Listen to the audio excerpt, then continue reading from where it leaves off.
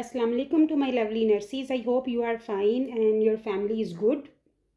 So today we are talking about the hypovolemic shock.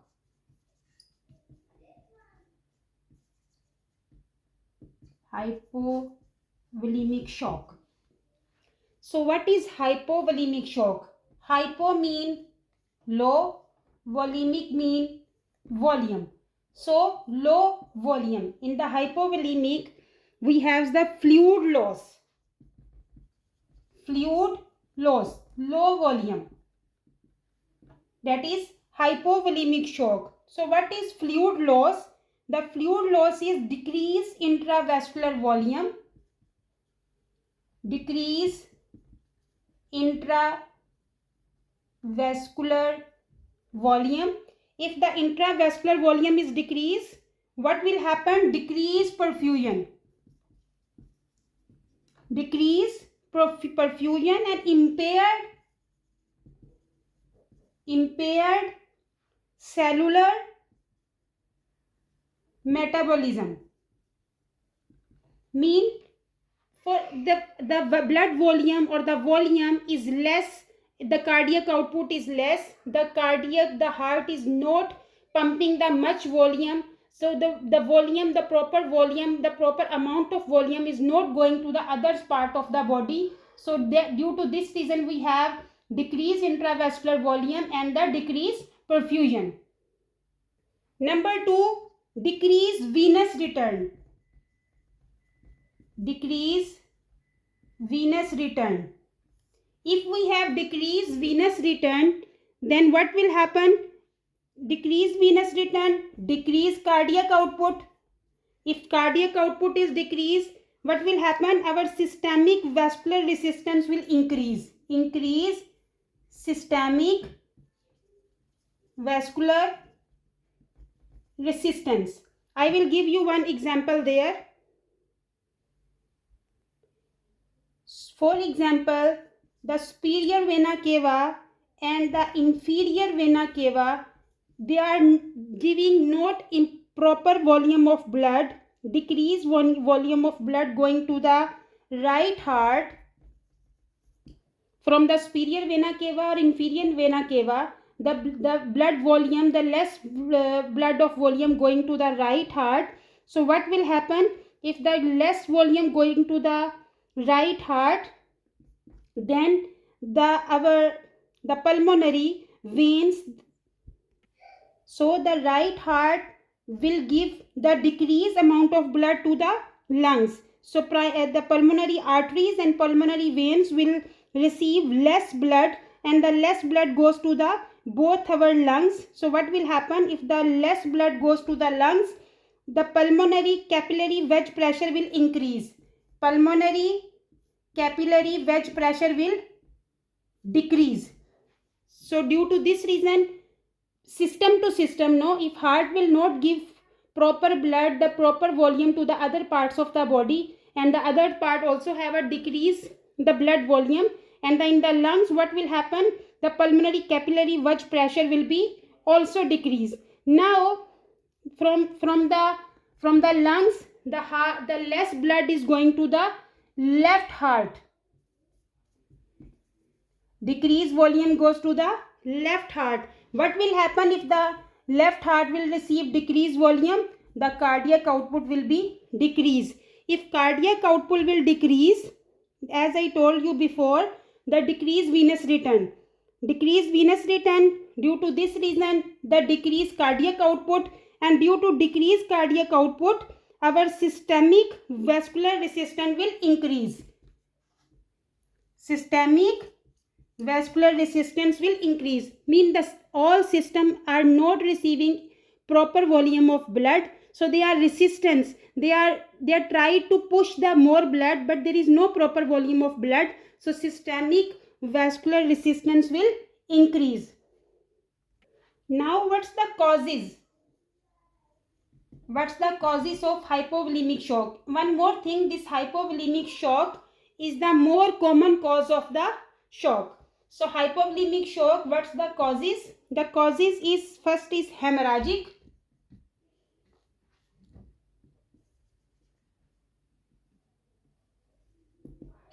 What is hemorrhagic? Hemorrhagic may be the bleeding may be external or internal. External, that we can see, mean some nose bleeding, some wound or some trauma injury, you can see the bleeding, we can see. Internal, that we cannot see, like GI bleeding, some spleen injury, some lung, some system, some part of the body injured inside. So the internal bleeding that we cannot see is came in the hemorrhagic. Number 2, inadequate clotting. Inadequate clotting and anticoagulation therapy. Anticoagulation therapy mean that some persons are receiving anticoagulation therapies due to inadequate clotting. So due to this reason, they don't have the capacity to clot the blood, and that's why what will happen, the more bleeding, the chances of more bleeding is there if they have any injury, any trauma, any wound. So due to anticoagulation, this inadequate clotting, they have more chances of the hemorrhagic shock. Now non-hemorrhagic. Non-hemorrhagic is, for example, dehydration. Dehydration due to GI loss. GI loss mean diarrhea, vomiting, the dehydration. Then, for example, DKA, the diabetic ketoacidosis. Then the diabetic ketoacidosis patients have too much dehydration due to diabetic ketoacidosis. Then diabetes insipidus.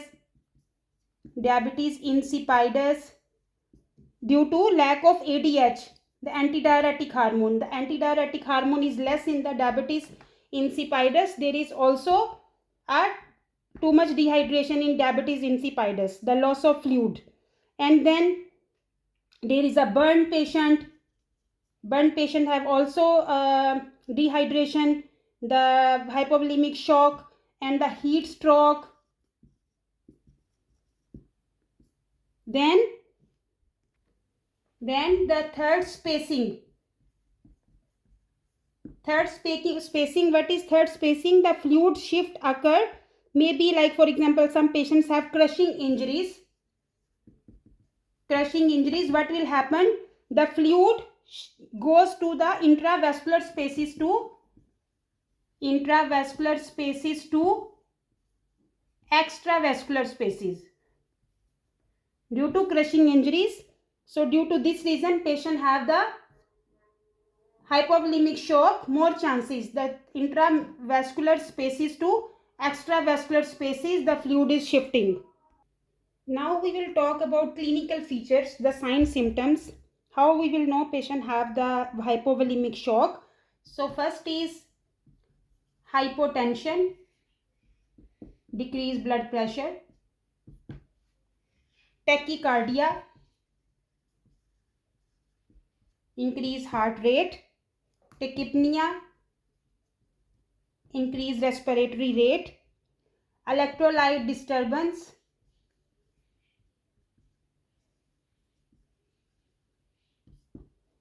change in mental status, lack of consciousness, impaired cerebral perfusion,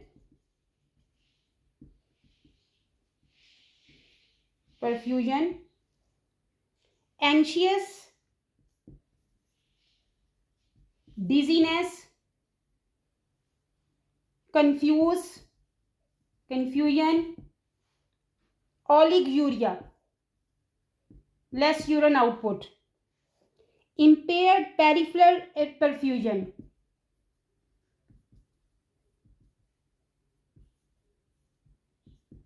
then weak pulse,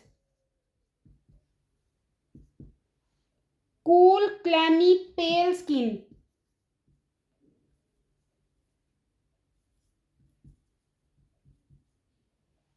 so these are the clinical features: hypotension, tachycardia, tachypnea, electrolyte imbalance, disturbance, lack of consciousness, impaired cerebral perfusion, dizziness, anxious, confusion, less urine output, impaired peripheral perfusion, weak pulse, cold, clammy, pale skin. Now we will talk stages of shock, stages of hypovolemic shock. Stages of hypovolemic shock. There are 4 stages. Number 1, initial. Number 2, compensatory. Number 3, progressive. Number 4, irreversible, or we can say unresponsive. 4 stages. We will talk one by one. First, we will talk about the initial stage. So, in the initial stage, patient is restlessness,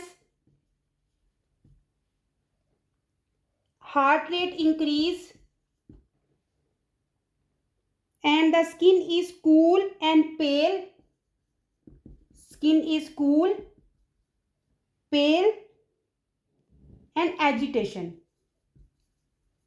So in the first stage, you will see patient is restlessness, patient is not feeling good, heart rate is increased. If you will touch the skin, skin is cool and the color of the skin is pale. Patient is agitated, irritable. So in the first stage, not much sign symptom, but you can see this all sign symptoms in the first stage. Always try to prevent the patient in the earlier stages before they will go to the next stage. We have to prevent and we have to treat the patient in the earlier stages. This is the best option. So this is the stage 1 initial. Now we will talk about second stage, compensatory. In the compensatory stage, the cardiac output is less. Cardiac output is less, 4 to 6 liter per minute. The normal range is 4 to 6 liter per minute, mean in 1 minute cardiac output is 4 to 6 liter. So in compensatory stage, the cardiac output is less than 4 to 6 liter per minute. Systolic blood pressure is less than 100. Systolic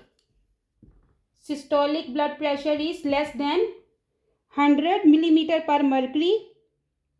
Decreased urine output, oliguria, confusion, and the cerebral perfusion pressure is less than 70.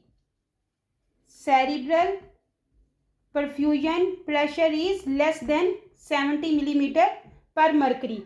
Now you see in the compensatory, the sign symptoms or the more problems are arising is going to little more progressive.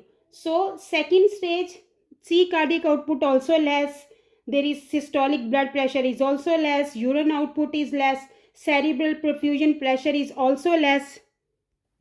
What is cerebral perfusion pressure? The cerebral perfusion pressure actually is a CPP, cerebral perfusion pressure is the net pressure.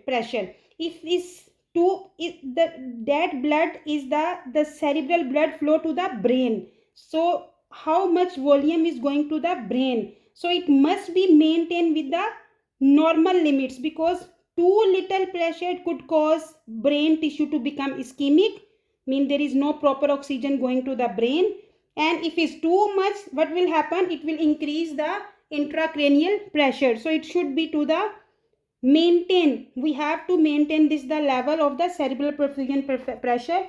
If decrease is also problem, mean there is no proper oxygen going to the brain. If is more, what will happen? It will increase the intracranial pressure. So that is compensatory stage.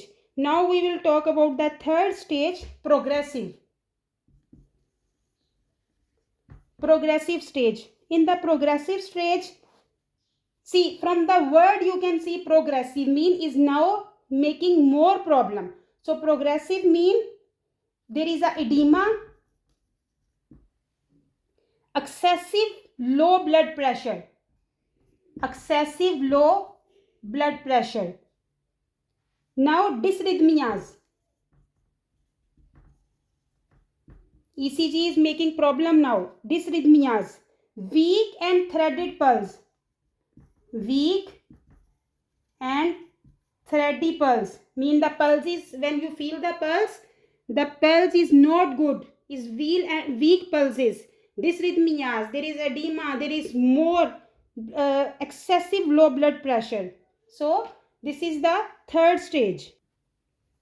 In the last stage, the fourth stage is irreversible.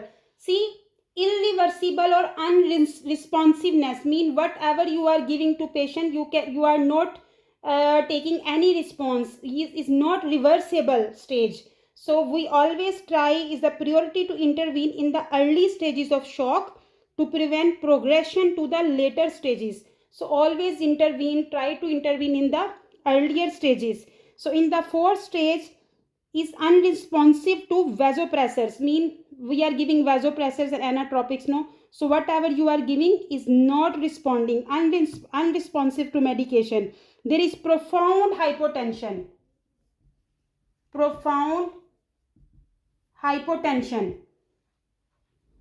the heart rate is slow,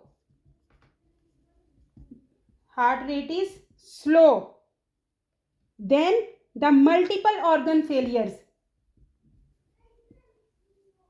Now because is the last stage, irreversible stage, so cardiac output is less, heart is not pumping, heart is not providing the proper blood or the proper volume of blood to the other organs. So due to this reason, multiple organ failure. Most often the client will not survive. Mostly in the last stage, the patients are not surviving. So always intervene in the early stages. Now the treatment of shock. So always keep in your mind the treatment depends on the cause of the shock and the type of the shock. Mean hemorrhagic shock, of course, we will give blood transfusion and also fluids. Dehydration, diarrhea, vomiting, we will give fluids, IV fluids and medications. So it's always depend on the cause of the shock. So for the patients in shock, central venous and pulmonary artery catheters are inserted to monitor hemodynamic status. So like for example, we are inserting arterial line, no? So arterial line, so these lines are, why we are putting to the patients, we are inserting these lines to check the proper pressure, like CVP pressure, arterial pressure, so check the proper hypodynamic status. Then assessment of the central venous pressure, urine output, we will check the urine output, then heart rate, mental status, mean according to the clinical features. Patient have hypotension, we will have to sort out the which medication we will give. Heart rate is tachycardia, tachypnea, is depend on the clinical feature. Urine output is less, so we have to keep the patient on the cardiac monitor, continuous cardiac monitoring. And the mental status should be checked every 5 to 15 minutes. Mental status every 5 to 15 minutes we have to check. Oxygen we will give for the tissue perfusion, oxygen inhalation for the tissue perfusion, very important. Isotonic and electrolyte intravenous solutions, like for example ringer lactate or normal saline. The IV fluids, isotonic and electrolyte intravenous solutions such as ringer lactate and normal saline. Then rapid infusion of volume expanding fluid including whole blood, plasma substitutes, mean in the hemorrhagic shock. So blood transfusion and plasma, rapid infusion. One more thing, keep in your mind, the administration of medication should be withheld until the circulating volume has been restored. Mean always first give the IV fluids. When the circulatory volume is restored, then we will give the administration of the medication. What is the primary goal of to give the medication? The primary goal of the medication therapy with shock is improve tissue perfusion. Improve tissue perfusion. This is the primary goal of the medication. One more thing, the medication that we are using to improve perfusion in shock, always administered intravenously via an infusion pump. So always use with infusion pump, IV, or via central line. One more thing is very important. Always check the state of the shock. If it's cardiogenic shock in nature,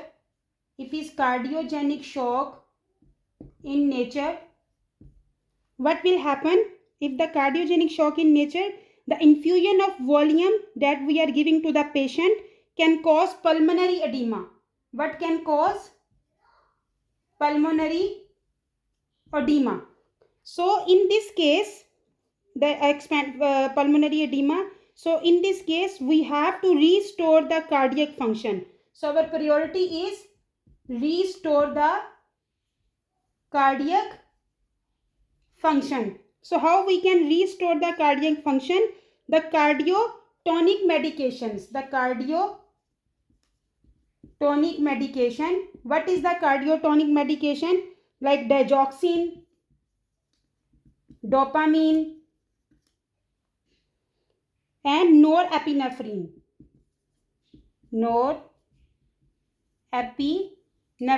What this medication will do? They will increase cardiac contractility and induce vasoconstriction. So our cardiac muscles, they will make the cardiac contractility, they will improve cardiac contractility. So this medication, in case of cardiogenic shock in the nature, with the fluids, pulmonary edema can happen. In this case, we have to restore the cardiac function. Is very important with the cardiotonic medication like digoxin, dopamine, norepinephrine. Or what this medication will do? They will increase the cardiac contractility. So what is the nursing management? So in the nursing management, always keep eye on the cardiac monitor, continue cardiac monitoring, fluid replacement, check serum electrolytes, keep an eye on the serum electrolyte, elevate legs and maintain head of the bed at less than 30 degree. So head of the bed, not too much increase, always less than 30 degree. Then we will give vasopressor, inotropic agents that I already discussed before. We will check the laboratory results. In the laboratory, what we will check? The hemoglobin and hematocrit level, electrolyte levels, and hourly intake and output. Then check the vital signs and the level of consciousness. This is the important measure that nurse should have to do. So this is the hypovolemic shock lecture. I hope you like, and please, if you like, subscribe and share my channel, and don't forget to push the icon bell button so you can receive my coming videos notification. Thank you very much. Keep me in your prayers. Allah Hafiz.